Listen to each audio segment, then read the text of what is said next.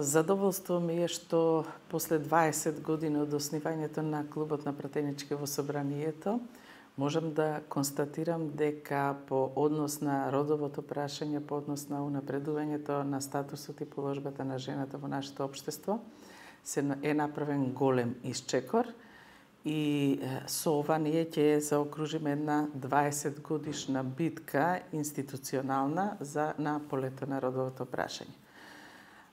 Во изминатиот период, заедно со сите жени, не само оние кои што биле во парламентот и надвор од парламентот, сме направиле многу нешта, многу напредувања. Како, например, ќе спомнам неколку заради времето, политичкото учество на жената на централно и на локално ниво е на значајно ниво. Жените учествуваат веќе на позиции каде што се донесуваат одлуки, каде што се креираат политики. Понатамо работевме доста на полето на дискриминацијата на жената и постигнавме доста напредок, но се уште не сме задоволни на тоа поле. Работевме на полето на унапредување на состојбата во поглед на заштита на репродуктивното здравје на жената и тука доста имаме напредок, но се уште не е на завидно ниво. Се на се сметам дека успешни сме, направивме многу, отворивме многу табу прашања, табу теми како што е семејното насилство, за кое што, да речеме, пред 20 години не смееше ни да се спомни. Ја ратификувавме Истанбулската конвенција, која што е основа како правна рамка и механизам за справување со семејното насилство и сите форми на вознемирување на жената. Значи, можам да констатирам дека сум задоволна, има голем напредок, но се уште има многу на што да се работи. Кога сме кај говорот на омраза, го спомнавте, говорот на омраза веќе е широко распространет, не само на социјалните мрежи.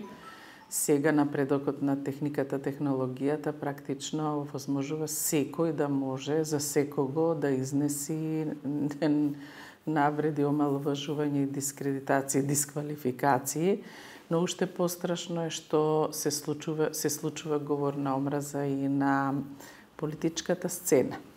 Мислам дека ова час поскоро треба да запре, затоа што говорот на омраза е говор против демократијата. Не е само навреда на поединец, навреда и на демократијата, затоа што слободата на говорот е навистина основно човеково право, но треба да има граница, механизам со кој што се тоа ќе се регулира. Мислам дека потребно е жените да поработат на законско решение со кое што ќе се санкционира говорот на омраза во сите сфери, на социјалните мрежи, на политичката говорница, на политичката сцена, и тоа би требало да им биде приоритет на жените политичарки, да го средат ова. Мислам дека